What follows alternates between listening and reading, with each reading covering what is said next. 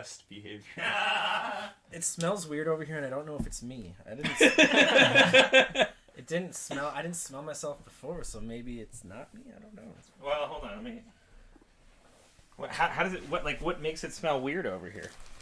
I think he answered his own question. Yeah, me. All right. Oh, jeez. Whoever smelt it dealt it. Give a few claps to sort of sync. Hey, everybody in the chat. All right. All right. Let's set this all up. Here we go. Slam Bammy. Hi there. All right. A+ name. Love it. Right. Here we go. Hey, everybody. We are back from Los Angeles, from NAMM. It is TRIDENTCast. It's actually the first TRIDENTcast of 2020. Here it is. Theme song. And then we do the theme song. And now we pause for way too long. Hey, everybody. How's it going? Man, okay, right off the bat, Slam Bammy sending us $1, making us drink. Ladies and gentlemen, welcome to the TRIDENTcast. Thanks for that money. Welcome to the live TRIDENTcast. Thank you, Slam Bammy. Ryan just loves that name, Slam Bammy. Thank you, Slam Bammy. Oh, Slam Bammy. This one's for you. Oh, Slam Bammy. Before we, I'm assuming that everybody can hear us. I'm trying a new way of kind of like doing the sound for the podcast. Oh, and there's Tom. Good morning, sir. So, Slam Bammy, let me know if you, and everybody else in the chat, let me know if any sound problems occur. What's everybody drinking? What are we drinking? Brett, what are you doing? I just finished a Nutella by Carbon 4 chocolate hazelnut stout. Oh, it's quite good. Brent says he doesn't like it, but Brent's weird, so don't listen to Brent. All true. But I'm I switching knew to cutie. I'm switching to Three Floyd's Skeleton Witch, the Skeleton Witch beer. cool. IPA with lactose. All right. That's also what I'm drinking. Nice. Aki, what are you drinking? Old style. Old style. Well, at the beer contest, we all thought it tasted okay. How Okay. does it taste So I wanted now? to. It tastes okay. Okay. You know, I gotta say for a shitty beer, Tastes all right. It's pretty decent. I am in true Fangs Metal Beer Club fashion. I am drinking the hoity-toityest one of them all. I've got the Untitled Art Peanut Butter Cup Stout. It is now. I'm just going to cover all this up. This is an Untitled Art, right? What is the ABV of this Peanut Butter Cup Stout? What is the guess? I mean, from what they normally do, I'm going to guess it's at a good solid 11.5. 11.5. It's gonna be Aki. high. I'm gonna say like 9.6. 9.6. 12.6. 12.6. I was gonna say 11. Just 11. Yeah. Okay. The winner, without going over, is Brett because it is 12%. Oh, Exactly. I went over by just a little. So if you make me drink in the super chats, then everything's going to be great tonight. Super good. So the Robert the Bruce is also a really good one by Three Floyds. Absolutely. yeah, absolutely. So hey, thanks for joining us. We just got back. Well, a bunch of us, a bunch of the non-rhythm section just got back from NAMM, Yeah, well. and you guys didn't want to go, or didn't, or you did want to go. Of but course, you I couldn't. wanted to go. Yeah, you couldn't I got go. a wedding to pay for. Ah, stupid weddings. Yeah. Right? Who needs them? Hi, So, Mac. For those of you who are joining us in the TRIDENTcast for the first time, we're live on the internet right now. We're taking your questions in the chat, and if you send us a super chat, if you hit that little $sign button and you give us any amount of money, that makes us all automatically drink. And we're gonna set a goal for this TRIDENTcast that if we get $10 in super chat, Aki is gonna have his first ever White Claw. He's never had a White Claw ever. And if you get $10, like cumulative, right? So Slam Bammy gave us $1.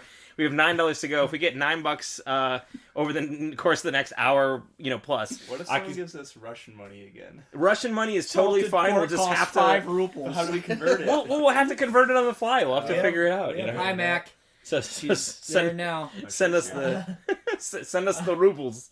But yeah, so a bunch of us just got back from NAMM. NAMM is the National Association of Music Merchants, and it is the world's biggest music trade show in Anaheim, California. National Association of Music Mercenaries. Yeah, exactly. So, and so I went for the first time last year, and this year the panning slipped. Yeah, I know, Joe. I'm sorry. It's just it's the way it is. Da-na-na, da-na-na, da-na-na. Better put it in mono. Is that the Da-na-na, sound da-na-na. Yeah, I probably plugged it into the wrong one. So you're coming from like Joe's left ear and right ear or whatever. So Oh. Okay. yeah. Oh. So anyway, yes, the claw's the law. We actually all appeared on a Claymore track called "The Claw is the Law," where we were like, "The claw is the law. The claw is the law." I hope we weren't. That did come out already, so we're not spoiling that. Oh yeah, it came out a Okay. long time ago. Wait, did we did that? Yeah, we did. Man, I just grabbed everybody and I was like, "Hey, shout into this microphone real quick, Joe. I'm sorry, but if I fix it, I'll have to unplug everything, and then it'll pop everywhere, and it's gonna be terrible. So I'm sorry, Joe. I'm not gonna fix it. But hey, JoJo is Daddy. Hey, JoJo. Hey, it's Daddy JoJo. Hey." I still Oh, find God. the money element of this so funny. How it's just like, who wants Brent to take his shirt off? I might need. Nobody. Well, we got enough to have him take his pants off the That's other day. true. so- That is true. I don't think I'm going to be doing it this time. But if a fan were to send us more underwear, like what happened last time, I mean, stuff happens on the internet, and Every man has his price tag. every man Money, definitely. money. So back to Nam. We went to Nam. This is my second Nam, and for Aki and Brian, it was their first Nam. So I have a lot of stories, but I want to hear from these guys first about their Nam experience. Tell the people about what Nam is and how you felt while you were at Nam. A convention center full of every conceivable music company and especially the ones you've never heard of. National Association of Music Merchants. Right? Music merchant. Music mercenaries. Yep. It is really cool. It's really it was fun. It was also really intense and pretty overwhelming. But I think it's also kind of like a who's who of musicians on the world level. And that if you're anybody who's anybody, you hang out at NAMM and schmooze. Yep.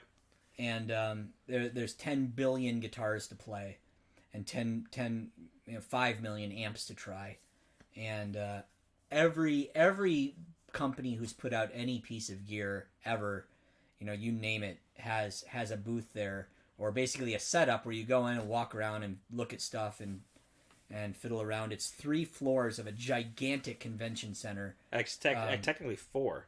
4, okay. Because of the yeah, basement. Right, okay, Yeah. yep. And then another building on top of it, another. Oh yeah. Um, And that building has 2 trying floors. I'm trying to think of how big that is, like so people around here could get a point of view. I mean, it's the main floor of NAMM definitely is bigger. I don't know how much bigger, but it's clearly bigger than like Alliant. Oh here yeah. and Oh, here easily. By square footage, it's quite a bit bigger. Yeah. Even like their convention centers yes. over there. Yeah. Oh wow. Yeah. Mm-hmm. The main floor of NAMM, I don't know if it would be like double our Alliant Energy Center, but it's definitely much bigger. It felt and that's like- just one floor. It felt like half a mile. I mean, it felt like it was almost half a mile, really. I feel like, so if you're at the Alliant and you're at a Comic-Con or a something there, Yeah. and they've got the big room opened up, you can still see, you can look and see the walls of the room. Right.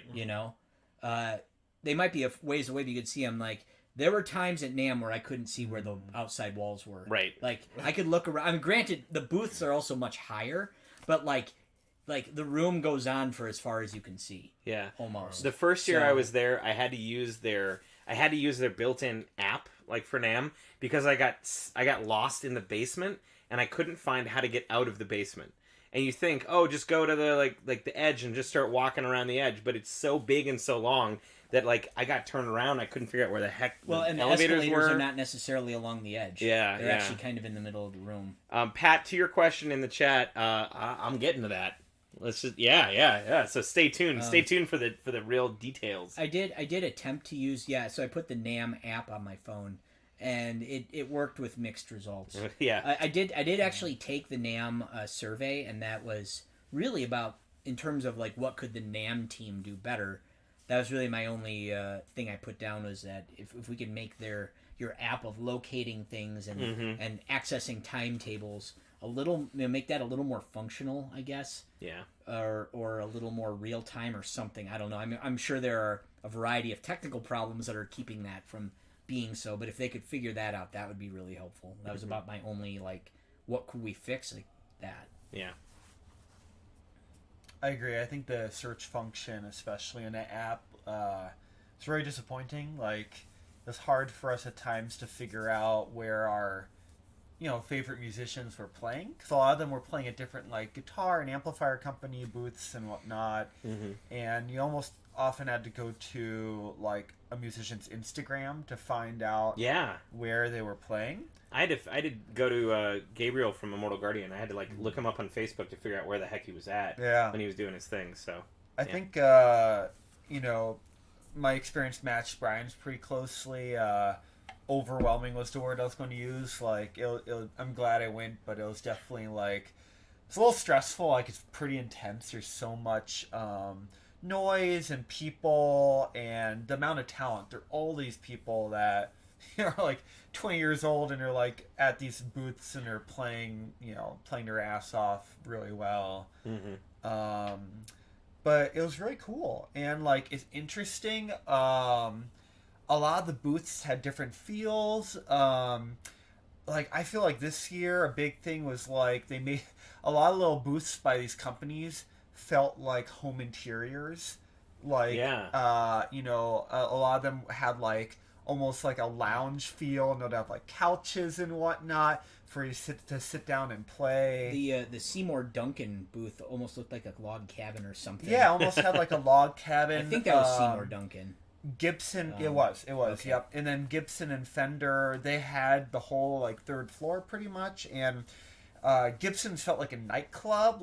Literally, it was one big room with a stage, with bands playing in. It was actually a cool setup in a way. I'm not a big fan of Gibson, especially with the whole bankruptcy thing and the QC issues, but they literally had rows of Gibson Epiphone guitars, and then you could plug in and play them with headphones, and that was kind of cool. Yeah. And Fender's felt like an art gallery where it was a mix of these vintage Fenders that you couldn't touch, but then these new ones. Yeah. I think it's really hard to choose some highlights. I think, is it okay if I talk a little about highlights? Oh, please. I think if I were to touch base on some, so Steve Vai has a new guitar. He named it, I think, after his wife, and it has a different monkey bar grip. It's 2 teardrop things. It's the Gem 2, right? Yeah, it's something like that. The next model. So I think the Ibanez team was pretty on point, and they also released a series of, I think, headless basses, which makes me think of Steinberg and whatnot.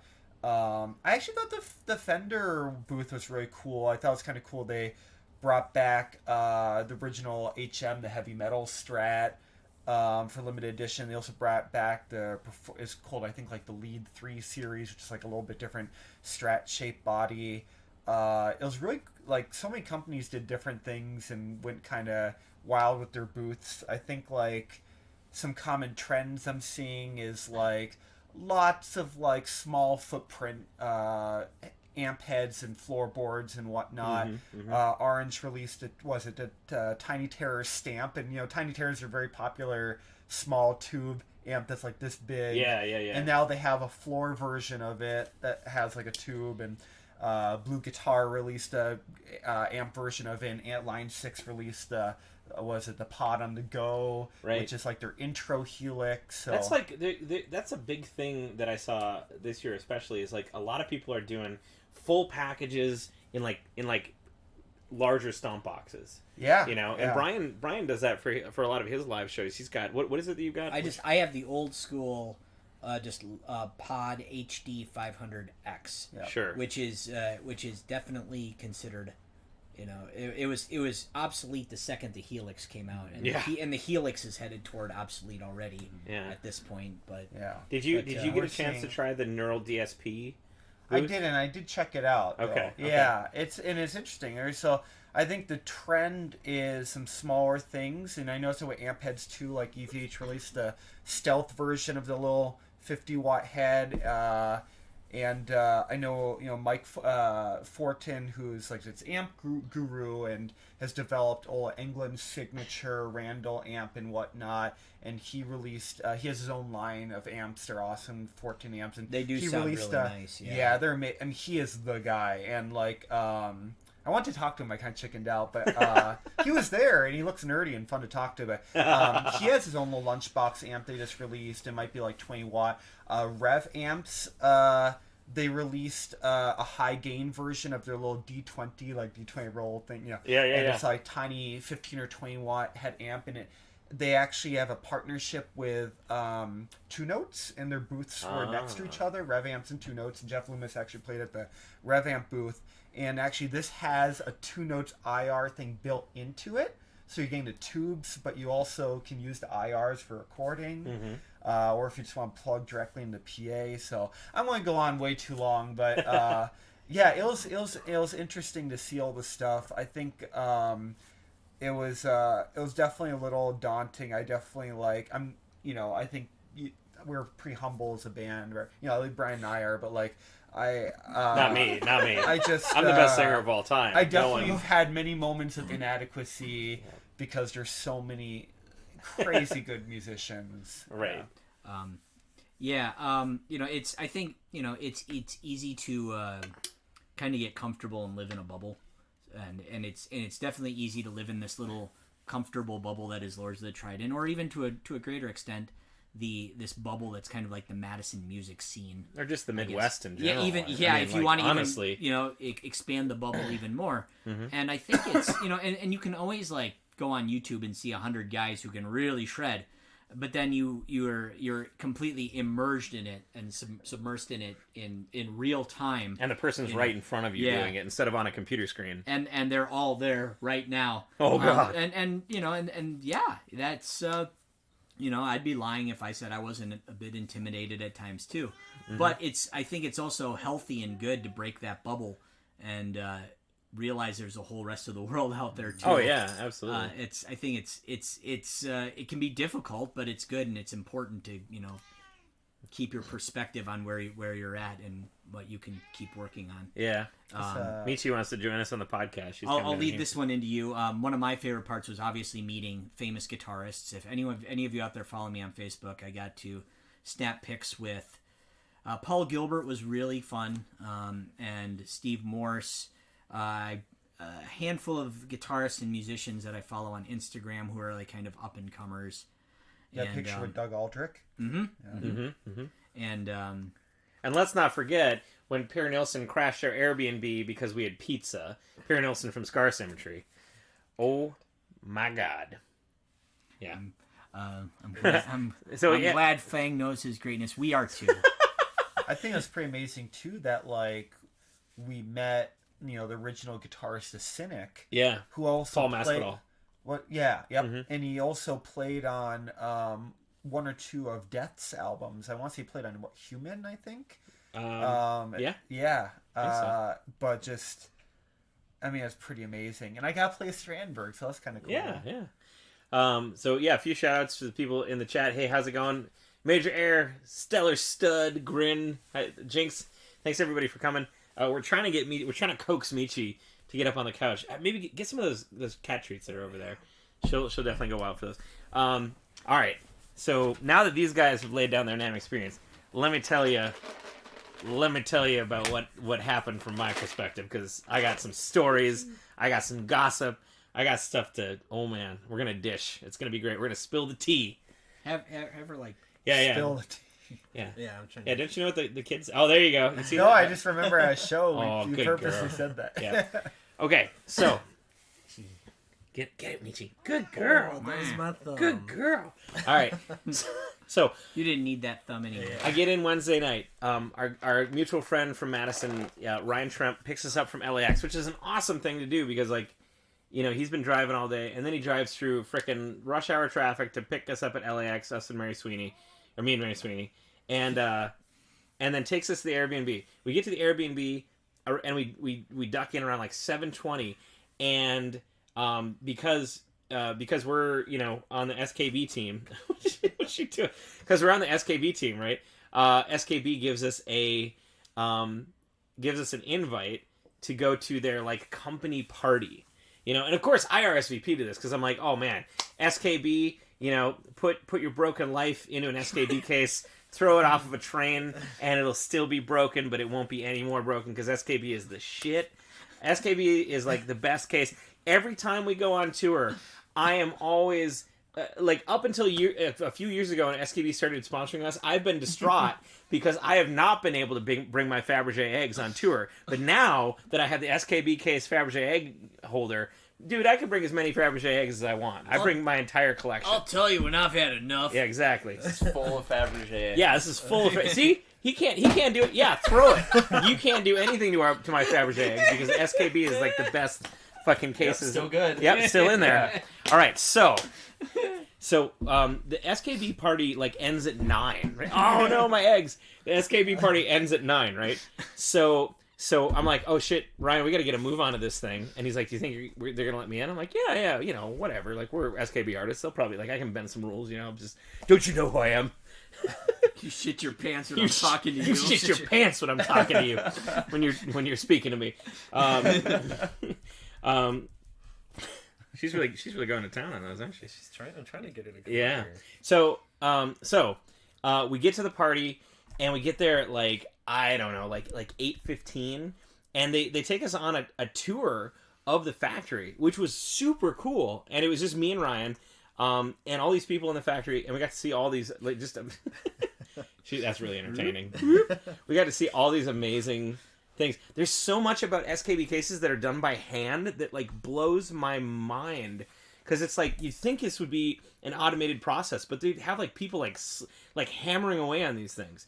So we get through the end. We kind of rush through the tour just because like we want the free booze and the hors d'oeuvres and stuff because we haven't eaten yet. We're hungry. So they shuffle us out into a tent. There's this amazing jazz band playing. Apparently, the president of SKB like jumps in on drums during a song, and he like kills it. And they have these amazing hors d'oeuvres, these amazing like cakes and things like that, and free beer, free wine, free booze. So we're drinking and we're having a good time and we're shaking babies and kissing hands. And then the guy gets on the mic and he's like, "Hey, it's 9 o'clock. We're gonna wrap this up. But hey, we have a bus. It's a shuttle bus over there that's going to the Hilton. So if you want to go to the Hilton," and we're like, "Yes," because we took an Uber there.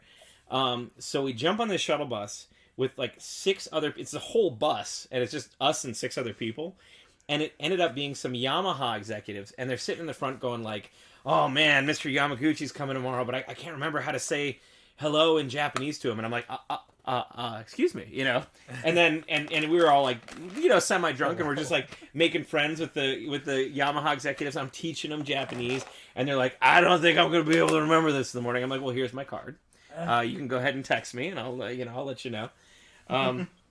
So we get to the Hilton, and this whole time, Ted, the bassist from Thor, is texting me and is like, "Dudes, Thor's being inducted into the Heavy Metal Hall of Fame tonight. Like, I saw you're in LA. Like, can you guys come out to it?" Turns out that's like a mile from the Hilton. So we get dropped off at the Hilton. We take an Uber out to the Heavy Metal Hall of Fame, and I'm looking at the website and it's like $40 to get in. I'm like, And so I messaged Ted and I'm like, "Hey, dude, can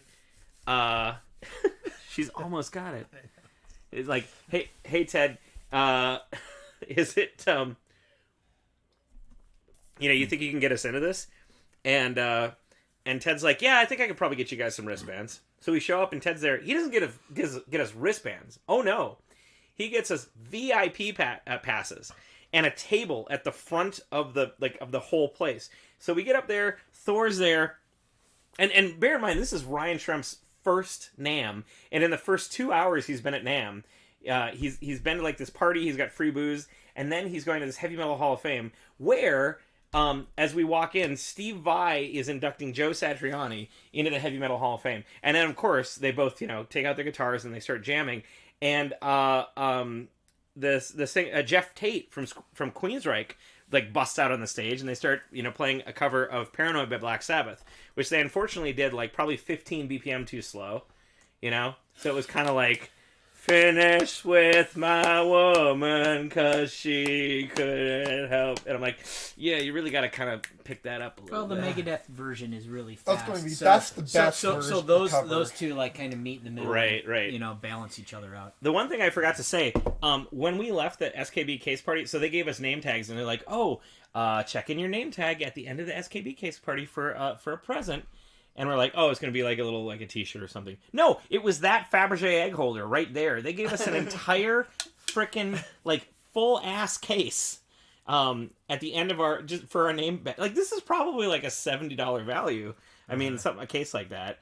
And inside of it, it said it was a trade show survival kit. They had like Pepto-Bismol and Advil and a granola bar and water and like They put the hand sanitizer in there. hand sanitizer, the whole thing. Well, Grin, thanks for tuning in, and have a good night. Oh yeah, glad you got to see the cat. So we watched. So we weren't there not 2 hours, and we see we go to SKB case party. We have free booze. We go see Steve Vai and Joe Satriani and Jeff Tate. And then we are like hanging out in the bar, like chatting and drinking with Thor and friends the whole night. And then on the ride home, we get an Uber going home. And it's this fat old dude, like with, white hair. And we're just kind of driving. He's like, "Well, what are you guys there in town for?" And we're here for NAMM. "Oh, it's the music thing, huh? Oh, that's neat. I knew a musician, blah, blah, blah." And he's talking, and Ryan and I are in the back seat. And he drives by this place. He's like, "Oh, right over there. See that's the good strip club, right? That's the one with the college girls. So you gotta go with the strip clubs that are by the college, because you feel like you're helping them with their education. The one over by the river, don't go to don't go to any of the strip clubs by the river, because it's just a sad place. I went to this strip club," and he keeps talking about the best and worst strip clubs, and Ryan and I are just in the back kind of like looking at each other like, uh-huh. I like how your cabbie is just like 1/3 Bill Cosby. Yeah. So literally the next like 20 minutes of the drive home, he cannot stop talking about the best and worst strip clubs. And Ryan and I are just sitting there like, "Cool. Yeah. All right." And we got out of the car, and Ryan looks at me and he's like, what about us like gave away, or like said to him, like, these guys are strip club aficionados. These guys want the best. And I'm still thinking about that. Like, question in the chat. Do I give out a strip club vibe? Yes or no? Let me know in the chat. What you should have done is like made it really awkward and uncomfortable and been like, "Do they have dudes there?" Oh, I couldn't get in a word edgewise with this dude. He was telling me how he picked up a bunch of like, Man, get the fuck out of my cab! like former meth heads who had like they were employed by a company that tried to find like rich drug addicted people who were still like on mommy and daddy's dime and recruit them for like overpriced like wellness centers. And so like these former meth heads, and he was telling me this story. These former meth heads were sitting on a curb outside of a liquor store, which apparently he was also at, and are like, "Oh, everybody's saying I have strip club vibes. Thanks, Thank you, Troy. All right, cool." So they're sitting. So they're sitting out there like on the curb, and he overhears them. Apparently, I guess while he's like drinking a beer out of a paper sack, because that's apparently what you do. They're like, "Oh man, Yes, you do. I wish we could go to Vegas, but like none of us have driver's licenses, and we got all this money, but like we can't like rent a car because all of it, blah blah blah, and we can't blah blah blah blah blah." And he's sitting there, and he overhears this. He says, and he's like, "Whoa, hey fellas, I could drive you to Vegas for how about $400?" And he's like, "And you know what they did? They gave me $400 each, and I was driving them. I drove them down to Vegas." And I'm like, "How far is Vegas from here?" And he's like, "Oh, it's about a 4.5 hour drive, something like that." And I'm like, "Oh, so you made like $100 an hour?" And he's like, "Yeah, it was good. And when I was there, the strip clubs, let me tell you all about the, Gave it all back. So I mean, yeah, it was, yeah." This is an Uber driver? This is the Uber driver. What did you rate him? I gave him 4 stars. Because, like, you know, he had the knowledge about the strip clubs. I'll give him that. And if I were to have asked him about, hey, what strip club should I go to, this was the guy to talk to. Maybe 5 stars if that's what you want. But, you know, like, I didn't ask. Yeah, exactly. No. If I would have asked, hey, what strip club should I go to? And he answered with that kind of knowledge, 5 stars. Yeah. But the unsolicited strip club advice, Non-stop. non-stop, Yeah. a little weird. Yeah, you got the coke and hookers vibe. Oh, no. Oh yes. Okay, nobody... Completely. Oh, sorry. Nobody wants to see me on coke. You don't want me with more energy? I will never touch coke. Like, holy crap. Can you imagine how much shit I'd get done? Random thing I was just going to say is it was really funny. I think it was like on Saturday. No, it might have been Friday, but Ty Brian and I took an Uber. And it was like the nicest Uber driver I've ever met. Oh, yeah. Like, he was just like, we get in and he's just like, anyone need their phones charged? Phones charged? I got some chargers right here. Yeah. And he's like, hey, I got some water and some drinks. Yeah. Do any of you guys need water? Anybody want? And the water was ice cold. Yeah, right. It was like ice cold. Ice cold. Right. And I don't know how he did it because it was like just sitting down. Yeah. And he was, Cool. He's just like, you know, water. You want your phone charged? I'll jerk you Yeah. off, like whatever you want. Like he just kept going, and we're like, no, dude, it's okay. Like I just jerked Oh, off man. before this. Like, oh, Aki, good old Aki. So that was Wednesday night. That was our first night there. We it was crazy that first night. Oh, and also for everybody who's just joining us live right now, the deal is that Aki's going to have his first White Claw when we hit $10 in the super chat, like cumulative for the whole night. So right now we got $1. If we get 9 more bucks, Aki will drink his first White Claw ever. He's never had a White Claw. That's true. It'll be live on tape. Aki White Claw review. Just send those super chats in, make us drink.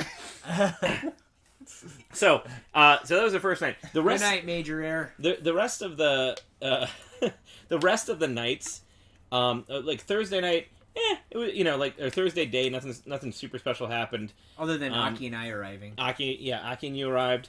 We went around and did Nothing stuff. special. Nope. No, yeah, no, these fucking guys, not even a strip club worthy. Let me tell you that.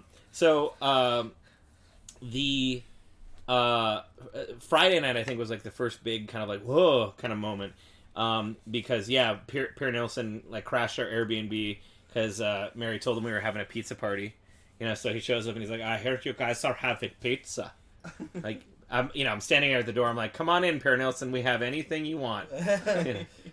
Would you like a beer? Oh, yes, I would like a beer. What kind of beer do you have? And then Brian tries to talk composition with him. Is like, oh, on blah, blah, blah, blah. Like, do you plan out your solos? It's like, no, I just kind of play for what I think in my mind. And then the coolest thing, though, is that I tried to get him... So I did this... If you haven't seen it yet, I'm sure a lot of people who are watching this have, but if you haven't seen it yet, I put out this big, giant interview video with a bunch of people at NAMM. Andrew Huang, Colin Scott from CS Guitars, Mary Z, the guys from Paladin, lots of crazy people. And also, I was on a podcast with Glenn Fricker and Sarah Longfield on the Topless Robot YouTube channel, so check that out, Topless Robot. So I tried to get Pierre Nilsson. I tried to ask him a question on camera, and he was a little like, well, I don't know, maybe. Well, I don't. I mean, maybe, but maybe not. Can I see what questions you would be asking? And I handed him the sheet. I had a printout of all the questions, and then on the second half of the sheet, I had a list of people that I wanted to try to meet while I was at NAMM. And most of them were people I already knew and friends and stuff like that. But a couple of the ones on there, I was like, well, it would be cool if I could meet X, Y, or Z, And I put the Midnight on there. And he's looking at my question. He's just like, what is this, the Midnight? What is that? And I'm like, oh, that's not a question. He's like, yeah, but do you mean the synthwave band, the Midnight? And I'm like, yeah. And he's like, dude, the Midnight are the fucking best band right now. I fucking love them. And I'm like, whoa, you know who the Midnight is? Yeah, man, the Midnight fucking rules, man. And I'm like, Aki, come here, Aki. Hey, Pear, could you say that again in front of Aki? And he's like, I fucking love the Midnight. And Aki's like, oh, no. I can't believe he hadn't heard their first EP. It's amazing. Yeah. Yeah, that first EP, Days of Thunder. I mean, I actually have it on the turntable right now. So You should check out our cover. Yeah. Should have gone for the music theory degree. This engineering degree is useless. Alas, alack. I don't really know what to say to that one. So I yeah, mean, I have a music theory degree and a composition degree, which is like a music theory degree, really. And I guess I use them, but they don't specifically make me any money, per se. Probably don't make you engineering money. yeah. I guess. Yeah, I don't know. One of these days when the YouTube career takes off, we'll be making that engineering money. Oh yeah. Anyway, sorry to interrupt. No, it's okay. So yeah, so Perry Nelson was there. Paul Masvidal was there. There was a cool guy from Strandberg. Kevin Eknes, I believe is how you Kevin say his name. Eknes from Strandberg was there. There was a dude from what was the KSR amp? amp. KSR amps. And they brought an experimental power amp. And this was in our Airbnb, Yeah. which specifically said like no parties, no guests, no visitors, no loud noises, and like Perry Nelson, Paul Masvidal, and a fucking like amp manufacturer brings in like carts in a big old amp, Yeah. and we're like, oh, okay, guys, Well, but just you know, the head looked like if they painted it a little different, it looked like one of those ghost catchers from Ghostbusters. Yeah, it did. Like they roll out on the floor, and step on it, and the waves shoot out or whatever. Yeah. It looked like that. It was pretty cool. yeah. But what And, you like- do be like, Perry Nelson, you can't come in. Our Airbnb says no. Yeah, exactly. Right. Like Perry Nelson's at my door. Fuck the rules. Like, Right, come yeah, on, you know. take the fine if there is one. Like, Yeah. And that Strandberg rap was really good, and he played through the freaking KSR amp. Yeah. Paul Masvidal was gonna play and gonna let people play his guitar, but apparently he had it kind of like plugged in all day and it had active pickups, so the battery was completely dead, which really sucked. Like, I can't believe how casually he just like let me play around on his guitar. Yeah. Yeah. He's a really nice guy. I talked to him about mindfulness and about Yeah. like. Oh yeah, he was very interested in your job. Yeah. So I work at the Center for Healthy Minds and we study mindfulness meditation. And he is a very yoga, makes his own jewelry, plays in death. So, A-B, I'll C. play with you sometime the original Cynic album. It's really good. Yeah. It's kind of odd, it's like very progressive. It's like death metal-y and progressive. Mhm. I mean, it has like robotic distorted vocals like Oh, wow. yeah. And their drummer just passed away. So Yeah. Yeah. and that has happened since NAMM, not before NAMM. And so. the Corrosion of Conformity drummer passed Yeah. away. We actually wrapped Brett in bubble wrap during the practice just because we were concerned, yeah, So he must be spontaneously. no, don't do that. I've already spent way too much on band promo picks. Like no more. Yeah. No more. No more. More What photos. pick when it says love the pick? He's talking about Schwan. Oh, yeah. okay. His Avatar. which is Avatar. the anime girl having an orgasm. Well, good. We get all kinds here Oh, at the Lord's we the have the Trident best podcast. demographics. We do. We've got amazing demographics. We make the best films. Yep. So that was Friday. And look, okay. So I was really trying to go around and like get these interviews done because I'm like, okay, I gotta get this person and this person and this person and this person. On Saturday I went or actually was that Friday? Was Friday the choir or was it Saturday? It was Saturday. So Saturday we went. Brian and I went and did this choir thing for all the vocalists at NAMM, which was like 12 of us, basically. It was something that was put on by Voice Hacks, Brian's old vocalist in Luna Mortis. And I don't think I can really talk about it yet, but it is going to be really, really cool when it's done. You'll see me and Brian in there. It's a big, I think what I can say is it's a big collaboration between a bunch of like really, really well-known vocalists. And I'm really excited for it to come out. I'm just, yeah. There really just not that many vocalists. No, like what is there for us at NAMM really? And that was literally the problem. That's literally the problem for me because it's like, there's a million guitars, there's a million basses, there's a million drum kits, there's a million like audio engineering stuff. But the shorts be good. But like, what is there for vocalists? They Like, didn't have like mics to try or anything. well, they that? did, but like I'm very happy with my microphone. Like Yeah. I'm not really looking for any new microphones. I spend a lot of time in like the recording area, looking at audio engineering stuff. But other than Vocal Mist and a bunch of like learn to sing apps, there's not a whole lot there for vocalists. Which, speaking of Vocal Mist, I hung out their booth. Vocal Mist is awesome. If you're any of you out there are vocalists and you want to like save your voice on tour and warm up and whatever, like Vocal Mist is totally the way. The pictures I post where it's like me with the vapor coming out of my face with the big old mask and I go like Vape Nation. Yeah, that is Vocal Mist. It is amazing. So got to talk to them again. They were really, really cool. So Saturday was like the main day. Like we're going around, we're doing this, we do the choir, right? And I'm like, I'm shaking all the babies, I'm setting up all of the like the thing, like 3 p.m. Like let me mic you up, let me do the blah blah blah. I'm shaking all the babies, I'm kissing all the hands, right? Be quiet. Be quiet. Yeah. So like, and a lot of people were like, oh, I don't know, today I don't think I can do, but maybe tomorrow. Like everything's really chill on Sunday at NAMM. Like Saturday's the big day, but like every Sunday is super chill because a lot of people just are like, Sunday was not chill, not for me. Holy shit, I was like running from like I was filming constantly and I was like sprinting. I got a 3 p.m. with Gabriel and Immortal Guardian. I gotta get the fucking But anyway. Saturday night, let me tell you, for Pat who asked about Davey 504, Saturday night was where it all came together. Saturday night was where stocks went up because Ryan and I wanted to meet with a bunch of famous YouTubers, right? Musicians, YouTubers. Now, here's the deal about NAMM that they don't tell you unless you are friends with like a famous YouTuber or you are a famous YouTuber. Every year, there's like a secret hangout of the musician YouTubers that are at NAMM, and they like change the location, they keep it secret so that people don't, you don't get mobbed. Because I mean, a lot of these people have like 2, 3, 4 million subscribers, and so they like Rob Scallon, perfect example. He's like, I go on the floor for like 30 minutes, and that's all I can do because everybody wants to take a picture. I get mobbed everywhere I go. Everybody knows who I am, so I'm like, okay, all right, fair enough. He's Rob Scallon. They call him Grandpa YouTube because he was apparently one of the very first like full-time musician YouTubers who like set out to do it, and he lives in Arlington Heights, 2 hours away from us, which is crazy. He's a pretty awesome guitarist too. Yeah.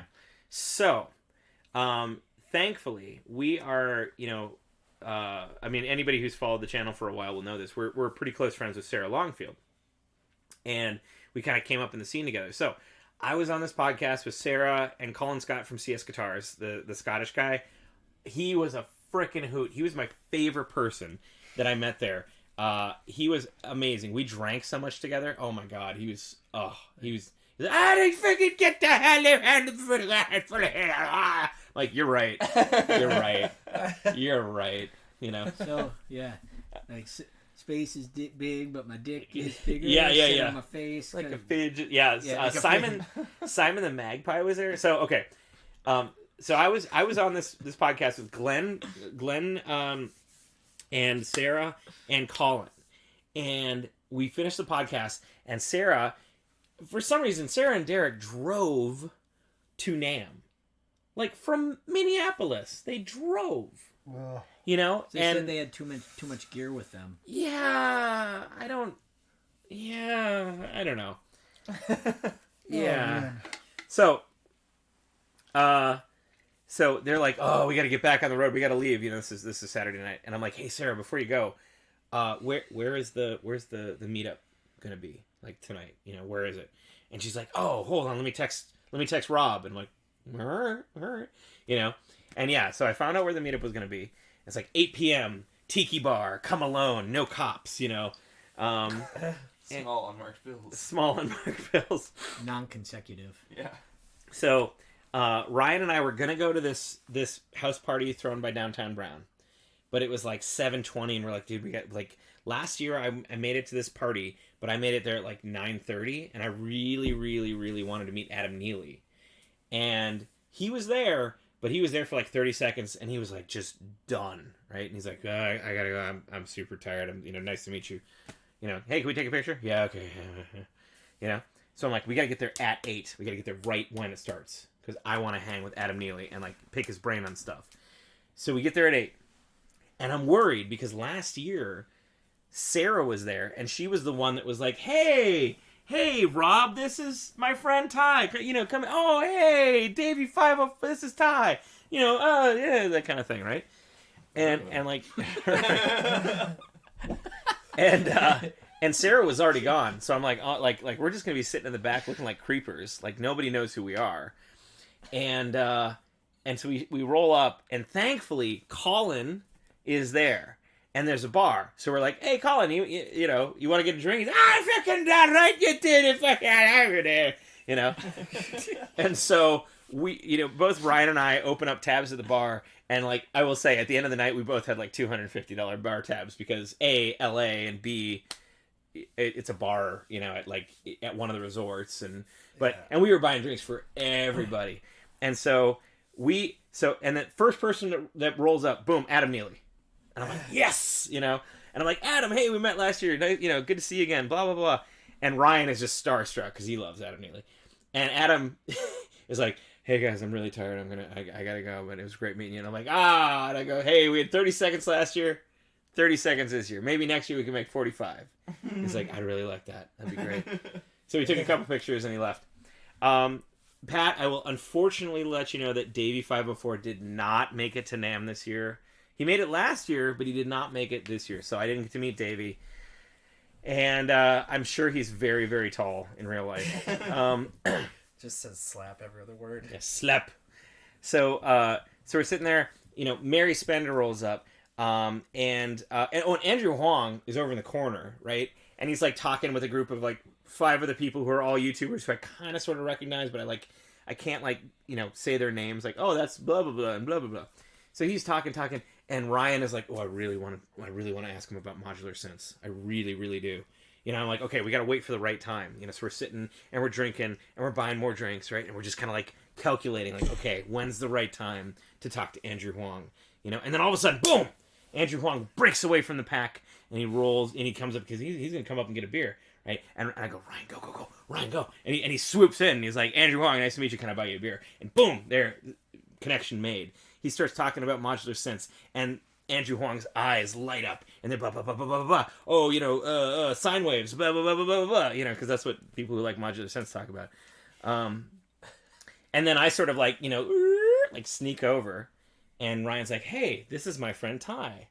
You know, oh, hey, Andrew Huang, nice to meet you. And it's like, you know, oh my God, it's Andrew Huang, And Ryan convinced him after a few beers to sit down on the Topless Robot podcast tomorrow and talk about Modular Sense. And so I'm like, hey, after you guys are done, could I like steal 5 minutes with you and just ask you a few questions I've been asking everybody? He's like, yeah, absolutely.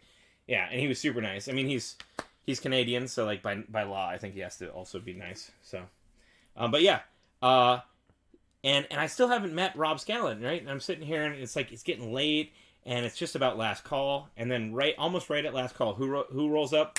Boom, Grandpa YouTube himself. Right?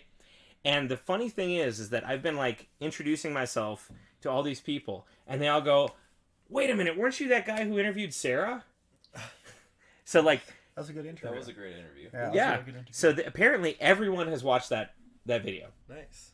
And the exact same thing. So Rob, you know, comes up, I'm like, hey, I'm a friend of Sarah's, blah, blah, blah. And we're talking and he's like, you know, and we talk, I say like, hey, if you're ever in Madison, you should come and like, you know, like hit me up and we'll get some beer. Like, do you like beer? And he's like, I love beer. And I'm like, well, I can take you to some amazing breweries, you know. He's like, oh, I go to Madison all the time and I hang with Wheezy Waiter, who is also a big YouTuber. And I'm like, oh, really? Right? And I'm like, well, let me give you my card. I give him the Lords of the Trident card and he looks at it and he's like, oh, you did that fucking interview with Sarah. That was amazing. And I'm like, you know. And I'm like, hey, you know, could I interview you tomorrow? I'm doing this thing when I've done it with Glenn and blah, blah, blah. And he's like, yeah. How do I get a hold of you? He's like, give me your phone. I hand him my phone. He puts his personal cell phone number in my cell phone. He's like, text me whenever. And I'm like, Rob Scallon on tap. Yep. boom. So Winner. That's cool. The exact same thing happened with Glenn Fricker. I'm like, hey, can you sit down with me tomorrow? And he's like, sure. And, you know, how do I get a hold of you? Here, hand me your phone. So I've been texting Rob Scallon and Glenn Fricker, And I'm like, you know. So It's all very exciting. it was very exciting. Stocks were up. Stocks were way up that night, Yeah. right? And I will report, internet, that all of the people who gave me their number, Rob, Glenn, and coincidentally enough, Wheezy Waiter, have all either emailed me or texted me since then, and we are like Hey. talking. We're talking. Nice. So like stocks are up. Cool, man.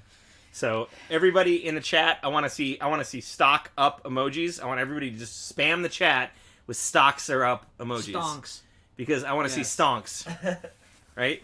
So that was so that same night, Brian got a ticket to the Schechter party. You want to talk about that? Hey Nate, thanks for joining us. Glad you like Bros of Kane. Let me before you go into this, let me just preface this with like we wrap up our $250 fucking bar tabs, and we take an Uber back to the hotel or to the Airbnb. And I open the door, and the first thing I see is like clearly drunk Brian like this. Hey, you know, and it's like pitch black in there, but it's just Brian at the door, just like, you know, and I look at him, I'm like, you drunk? He's like, yep. So tell us what happened to make you so drunk. So yeah, Sucks. I met up with some friends that I met like a full 10 years ago when Luna came through LA. I met oh Jesus, now my brain is going. Her name is Beth. And so she saw that I was in town, and as it turns out, her boyfriend is a tech at Schechter. He levels frets and sets guitars up and inspects them before they go out. So they're like, hey, we could, we're going to go to the Schechter concert and party tomorrow night. You should come with us. And as it turns out, yeah, they were able to get me a ticket. So I ventured out kind of for my first time into the LA night without everybody, and ended up at outside this venue where where Black Label Society was headlining, and I didn't know anyone there, and I was standing around. She had a rehearsal that ran late, so she was a little late getting there, and I was like standing in the cold for a while, like quite a while, like all like just in line, but just like, and then the line starts moving, but I can't get in. I'm like, oh man, is this gonna work? And then I finally see her, and she's like, oh yeah, get the hell out of this line, like we got a VIP ticket for you. So we go all around and go in the VIP entrance, and then her boyfriend takes me back into the place. We get drinks and free drinks and free whiskey shots, and yeah, there I met Rusty Cooley and talked to him for a little bit. I didn't spend too much time talking to him because this party was more of a chill thing, and it was not like, as opposed to like a NAMM where you like, oh you I want a picture and blah blah blah. It was just more of a like chilling. So I'm like, hey dude, like I have your shred guitar manifesto, good work, and then I left him alone. Nick Johnston was there because he's a Schechter player, and he's a really one of these kind of new wave modern metal players who got all the technique and all the feels, and yeah, Zach Wild got up there and did Zach Wild stuff, and but no, overall it was a lot of fun. It was really cool, and I got introduced to the president of Schechter. No big deal, just the president. And it was fun. I also met a fellow there named Eric, and I've actually been meaning to. Eric Kluber. Did you guys ever play with a band called Gypsy Hawk? Yeah. Okay. I love Gypsy Hawk. Gypsy Hawk and Now they're Gypsy Hawk Gygax. turned into Gygax. Yeah. And I guess I can say this, since this is only the hardcore people are here. Gygax is on deck for Man of Power 2021. Okay. I didn't even know that. Yep, nobody did. So I met this guitarist Eric, who was in Gypsy Hawk in 2000 and played Madison in 2012. And I set that show up. Long, like tall, blonde haired dude, Yeah. kind of looks like Jeff Loomis a little Yeah, bit. First bassist of Skeleton Witch. Fun fact. Oh yeah, I forgot about Who? that. Eric, yeah. Oh, okay. Anyway, sorry. So anyway, according to this, he is now the guitarist at a band called Void Vader. Okay. But anyway, I got to meet him, and I finally remembered to be like Gypsy Hawk. So the answer is yes. Oh yeah. But no, Schechter party. It was a lot of fun. It was really cool. It was literally cool. It was not hot, warm, sunny California. That night it got down to about 50 degrees, and I didn't really dress properly for that. And even the whole time there, it maybe hit 70 once the whole 3-4 days. Sunday we were was there. nice, but the rest of the time it was like 65. Yeah, or all the way down to 50 at night when the sun went down. We got stonks. Yeah, stonks are everywhere. Stonks are up. It was funny because all of the Californians were like, "Oh my god, it's so fucking cold." It was like 65, and I'm like, "This is amazing." Yeah. Like, what's wrong with you people? Well, I mean, yeah, I was actually cold too, but it was not blizzarding there, so I'll take it. Yeah. We did get to see Animals as Leaders on Thursday night with Toby Adobe. Yep. Yeah. Oh, funny fact. Jeff, one of our Patreon backers and fans, ended up. So he went to the Abasi booth and he bought one of the Abasi guitars that was at the booth on Thursday, and then he gets a call like an hour later, and it's from the Abasi booth. And the guy's like, "Hey, this is a little awkward, but so Tosin, the guitar you bought, Tosin really wants to play that one tonight, like with Animals as Leaders on the main stage of NAMM. Like, is it? I know that you bought it, but is it okay if he uses it tonight?" And then he's like,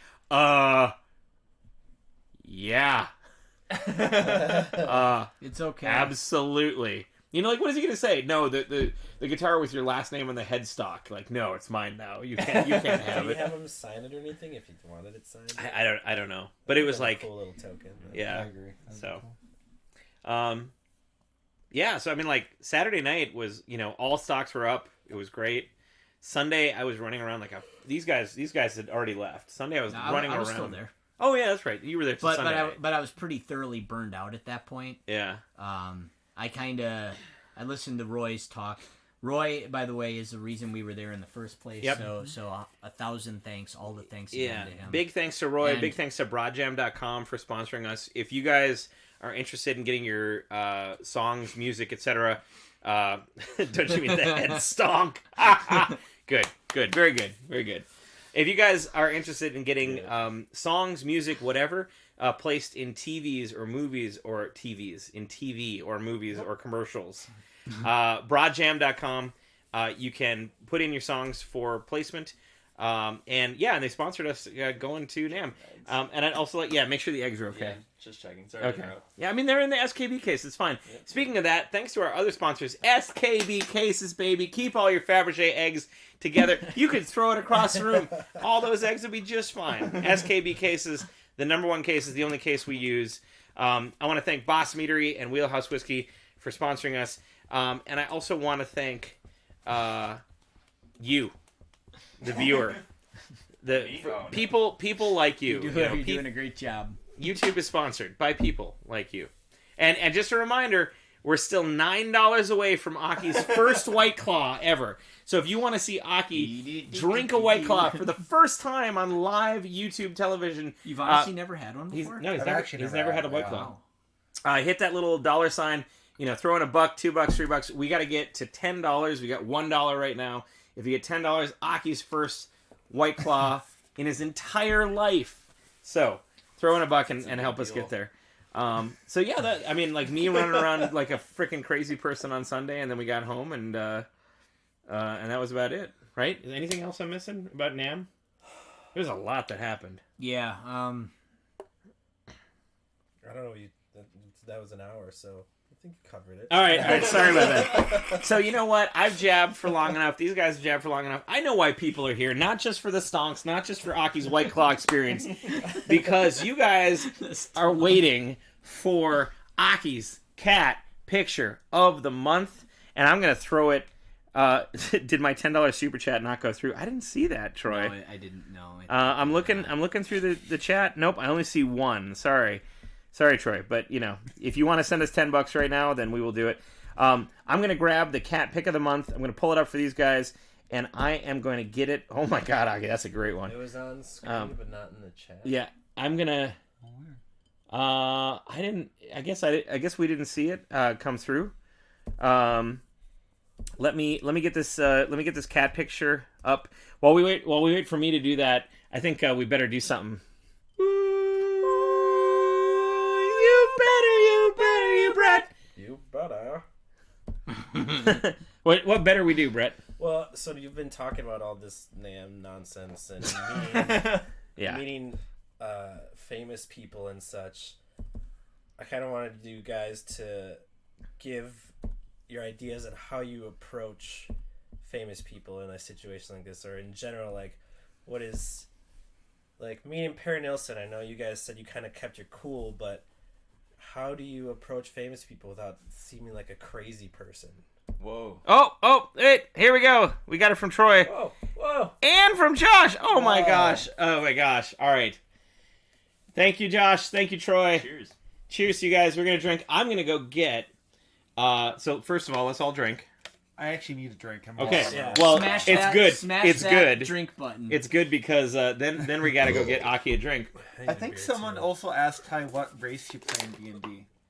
Oh, me? I'm usually either a bard or... A race. Race. Gosh, I'm usually human.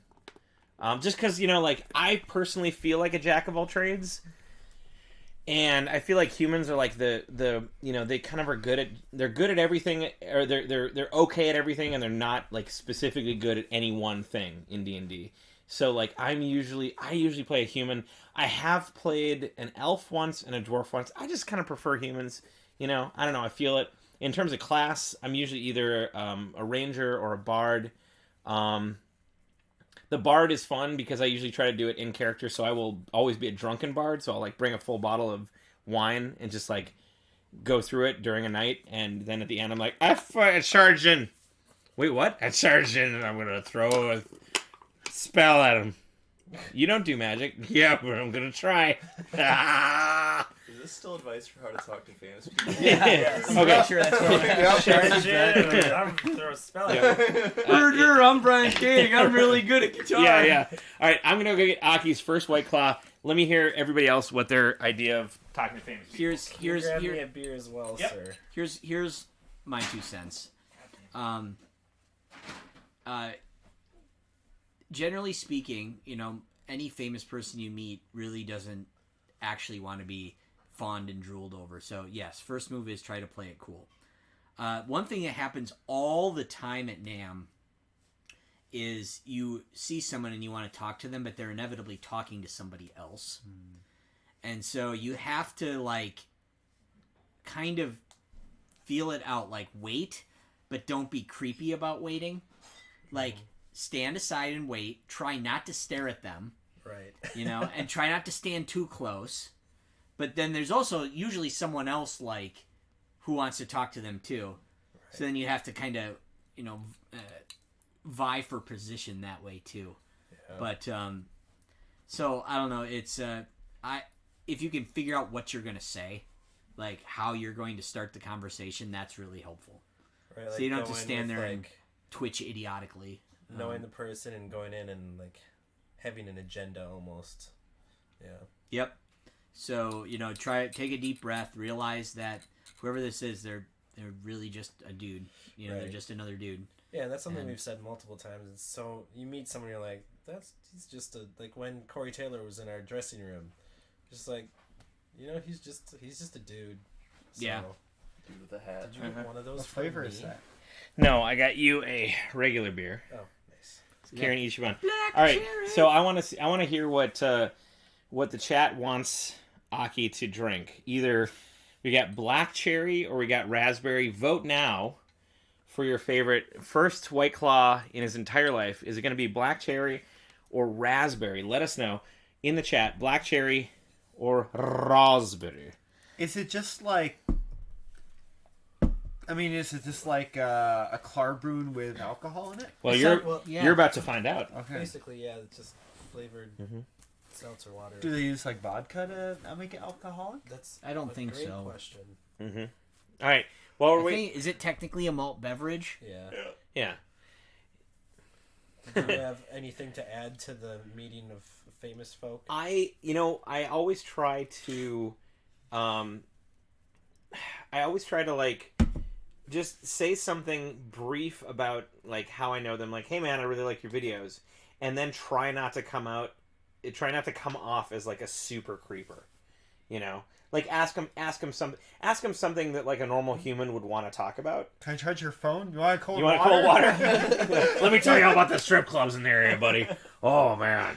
All right, so right now we've got black cherry, raspberry, black cherry. It's a tie. We got to have somebody break this tie. We got 2 for black cherry, 2 for raspberry. Somebody's got to break the tie in the chat. You can't vote. You're not in the chat, but if you grab the computer and typed, you could probably be in the chat. Probably right. I hope raspberry wins out. Or you could just have the raspberry. But, like, people love talking about themselves, but these guys are sort of usually, like, experts at talking about themselves because they have to all the time. Right. So, like, the more normal you can seem and the more, like, not creepy, I think the better for, like, for famous people. Oh, your hair smells different today than it did last night when you were sleeping. Yeah, exactly. Don't say that. Don't say that. Do you think these guys are like? Do you think they get annoyed of people coming up to them all the time, or are they like, since they're at NAMM, they expect it and they're ready for it and happy for it? I think both. Yeah, I think both. Yep. All right. Black cherry is the winner.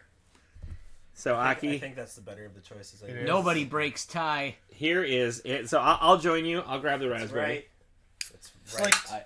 but they must use grain alcohol or something to All right. make this alcoholic. Ladies and gentlemen, live on the podcast for your pleasure and enjoyment. There are no laws currently on this podcast. We can kill a man and get away with it because now we are drinking the claws. Let's watch. Let's watch Aki's reaction. Everyone, a moment of silence, Be please. like extremely underwhelmed. Yeah, you're making me really uncomfortable. Perfect. Yeah. Don't you guys want to charge my cell phone or something? All right, here we go. My fingers are sorry. You're just making me laugh. Sorry. Okay. He drank it. Oh, it doesn't even taste alcoholic. Ah, there it is, ladies and gentlemen. That was your $10 at work. It doesn't even taste alcoholic. The claw is the law. No refunds. No refunds. You're right. It tastes pretty sweet. It's It's like than you it just expect kind it of to tastes be. like a sweet cardroom. Yeah. I was gonna say Aki had an interesting anecdote about a famous person who I won't name, but he was in line behind you at like a food cart. Oh yeah. Oh yeah. And he like specifically said like, Yeah. "Holy shit, I'm tired and don't want to meet anyone." Yeah. And I thought that was, I don't know, I just found that. Yeah. I was in line at a food cart. He touched the butt. Good. It was Thursday night, I think. It might have been Friday. Thursday night. Yeah, it was It's Thursday night. Thursday. And I was waiting in line for some food, and they had these food carts outside of NAMM. And even though the food's overpriced, like, people who know me know that like I'm like obsessed with food in restaurants. You're a and foodie, whatnot. yeah. And like they actually had some pretty damn good food carts. They had like always signs on them being like, as featured on Food Network and Travel Channel and on Chopped. And I'm like, I love fucking Chopped. Oh my god, And and I was waiting, and Tosin Abasi. I'm not gonna name any names, but Animals Tosin as Abasi. leader, Animals name as any leaders. names. He was right behind me, and I didn't want to say hi, but he was on a cell phone the whole time, but I had this moment without like talking to him, where I could relate to him, because he wasn't like mean or anything, but he was on a phone. He's like, I haven't slept at all. I haven't eaten. I don't want to talk or see anyone. And I was like, oh my god, that's just like us when we're on tour. We're all really fucking tired. We skip meals. And we're just like, god damn it. And by us, I just Aki wanna stay in the primarily green room. means hockey. But when you see their smiling faces, it's all worth it. Aki. Yeah. Sure. Yeah. Pat's drunk. Got it. Pat is drunk. Congratulations, Pat. Join us on the White Thank Claw. you guys for the White Thanks Claw. everybody for Thank the you. donations. Thank you for tuning in. Okay, I've got the cat pick. I know everybody's been waiting with bated breath about the cat pick. I've got it. It's coming. If you're in the chat, Here it comes. Click on this link for Aki's cat picture of the month. Aki's cat picture of the month, ladies and gentlemen. Here it comes. Boom. Aki, will you please let us know about this beautiful, gorgeous cat picture? Cat. Supple. Oh.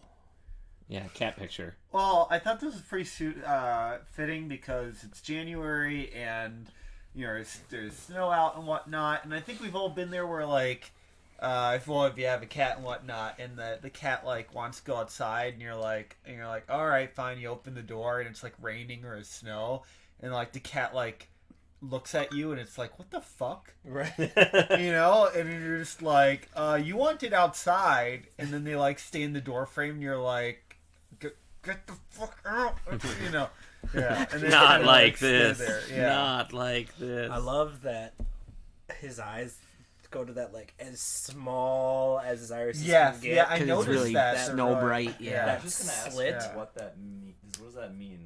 Are they feeling a certain way? So No, I it's noticed just light bright out. out. It's just like their Yeah. irises are just like ours. Okay. Yeah. Yeah, they also, I do notice their irises, they tend to get larger when they're like intent on like an object or Oh, yeah. like a prey or whatnot. Yeah, when we play with our cat at home, like Hagen, she'll like her eyes get so big even when it's bright out, like she's ready to pounce on something. Yeah. Huge. But yeah, that slit, it's like, how can they see through that? But they can. Yep. Cool. Anything else to add about the cat picture?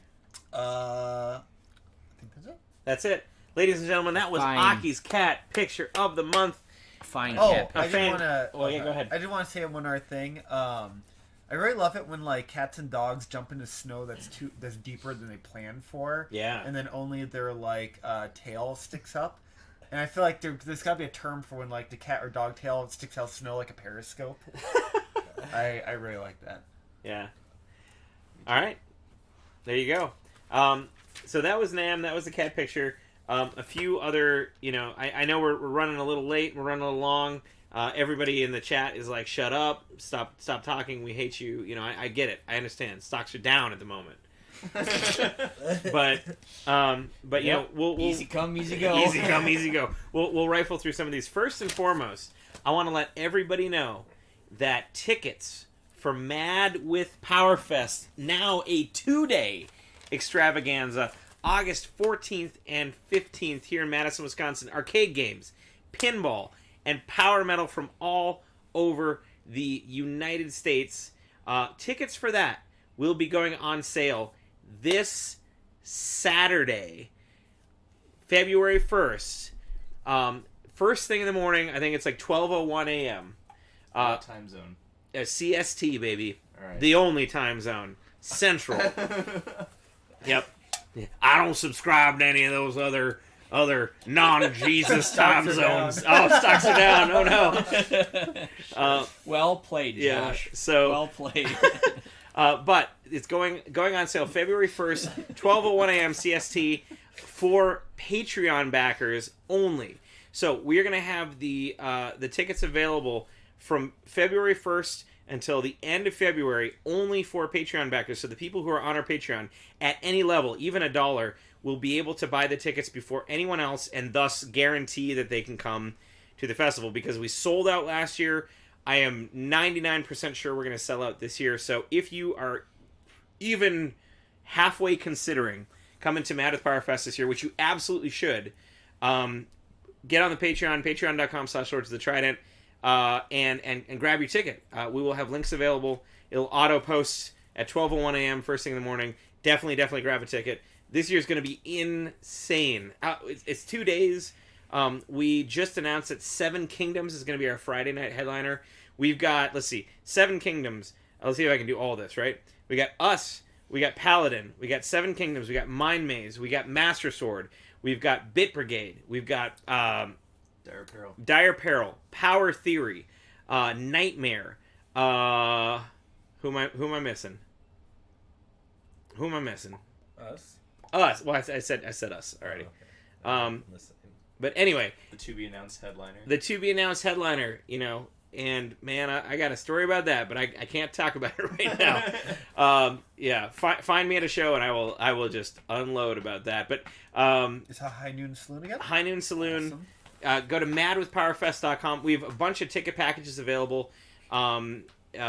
gold and silver and sponsorship VIPs and regular stuff and 1-day and 2-day tickets. It's going to be off the charts. It's going to be amazing. When are you guys coming to Dallas? Says Schwarzensmalls.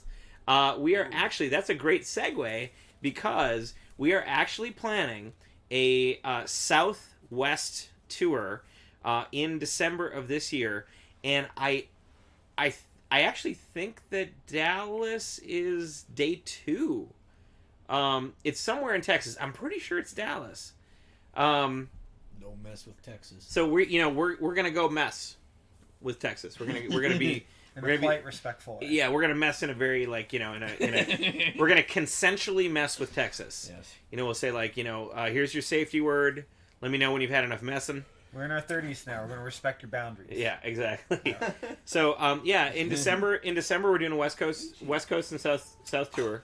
Oh, now she comes up. She climbed up on your side? It's Yeah. the third time in 10 years that Michi's ever done this. Fed her so many treats and I got claws in my thumb. I know. And Hell. she goes over there. Don't mess with Texas. Sorry, That's you can staunch. see ass in your face. Yeah, it's great. But we're gonna do we're doing Texas. Michi. We're doing We're gonna fight. Arizona, New Mexico, California. We're doing a bunch of dates in California. We're doing Utah. We're doing Colorado. We're basically gonna make a sort of a straight dip south. Go all the way across over to California, and then kind of come halfway up and come all the way back. That's going to be in December 2020, so at the end of the year. And of course, I see Jinx is in the chat. We're playing Memphis, with you coming up in September, so that's going to be fun. Dream of Californication. Yep. Love to see by it. then we're going to be a Chili Peppers cover band. Sorry. Right at the Machine Shop in Flint, Michigan. Well, Maryland, we're playing. In April, we are playing Chicago, and then we're going to Kalamazoo, April 17th and 18th. So if you can make it out to either the Chicago show or the Kalamazoo show, it'd be great to see you there.